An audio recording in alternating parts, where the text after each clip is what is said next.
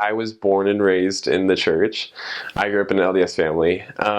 My dad's family has been in the church for a very, very long time. They've probably pioneer ancestors and things like that. My mom is actually, she's a convert to the church. My grandparents on my mom's side were immigrants from China. They immigrated during the Communist Revolution. And my mom actually ended up joining the church in high school, and so I was lucky enough to be raised in the church. And probably the reason that I wanted to serve a mission is because it was always a goal of mine to serve a mission. I'd always planned on it ever since I was a kid, but I felt like, I had a testimony, and I knew that it was something that I was supposed to do in my life. And when I actually turned in my papers for a mission to go on a mission, it's a little bit scary, and you wonder if you're going to be able to do it. And it was something that I wasn't sure if I was going to, and I was like, once I got my call to Taiwan, I was thrilled that it was a foreign language. It was like a culture that was part of my heritage. And so I was really excited to be able to go. But I think there's a little bit of apprehension when you first start your mission, and you don't know what to expect, because it's kind of like a different universe. It's a different world.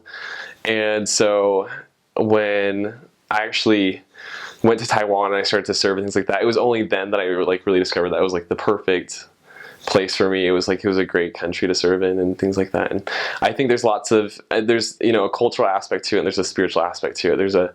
You have this opportunity to be immersed in a different culture and to work with people who are different from you. And it's very eye-opening, and it kind of helps you to expand your perspective. But then there's also very much a spiritual development part, in terms of you helping other people helps you in turn to develop spiritually, and helping people to understand things that are important to you, like the gospel and things like that. That helped me to grow as well. So what I actually did to prepare for my mission was and obviously the church has changed the age that missionaries can go on missions. So I applied when I was 19 to go on a mission, and because I was 19 when I went, I did a year of school beforehand. And I think that was actually really good that I did a year of school, because I think that helped me to prepare the most. Just living away from home and living with people who weren't your family was a little bit of an adjustment. And it's when you live away from home by yourself, it's kind of like you make your own choices. Like, I didn't have to go to church if I didn't want to, or I didn't have to read my scriptures if I didn't want to, or things like that. And I think that was probably the biggest preparation that helped me a lot. And of course, growing up, there's a lot of preparation that you do. If you're in the church as a teenager, there's the young men's program, there's scouting, there's things like that. And so I think that those things actually helped me to prepare as well for a mission.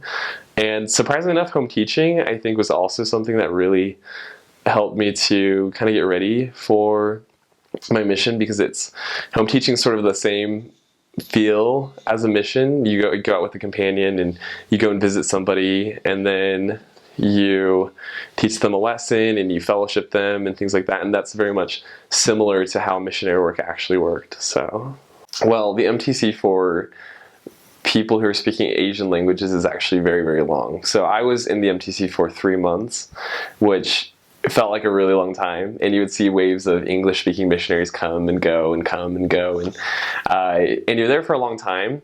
And it's a little bit shorter now. It's about 9 weeks for people who are speaking Chinese or Korean or Japanese. But I think that one of the things that is great about the MTC is that you just really feel the spirit in the MTC. And there's a lot of just great examples. You have a lot of opportunities in the MTC that you wouldn't have otherwise. You have general authorities come and speak to you, and you get to interact with lots of very excited, enthusiastic people who are going to countries all over the world. And it helps to strengthen your faith, because you're with these other people who've made the same kind of choice to go on a mission.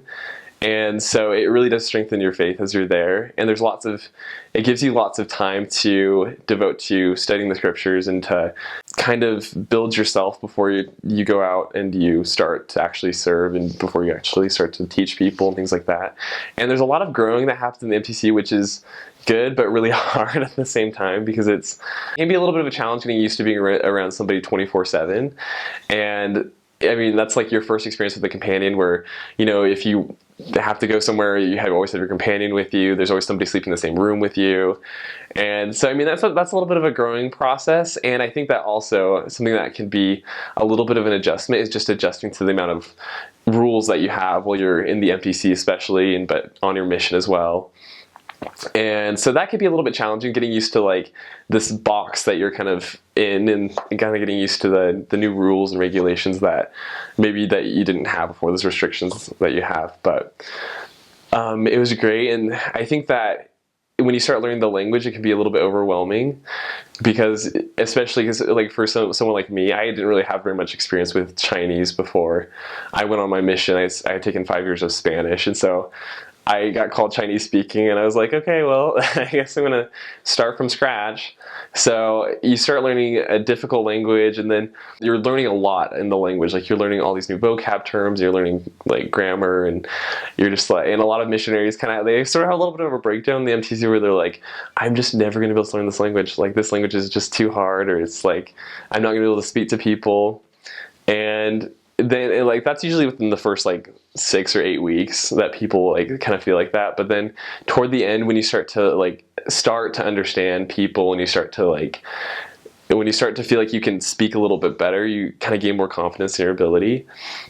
And so I think that the language aspect of it can be a challenging part of the MTC. And you're supposed to, they call them SYL, it's speak your language. And so they have these SYL days where you're trying to speak in Chinese like the whole day, and it's so hard because it's like your vocab is pretty limited and you're trying to like, I don't know, get by. But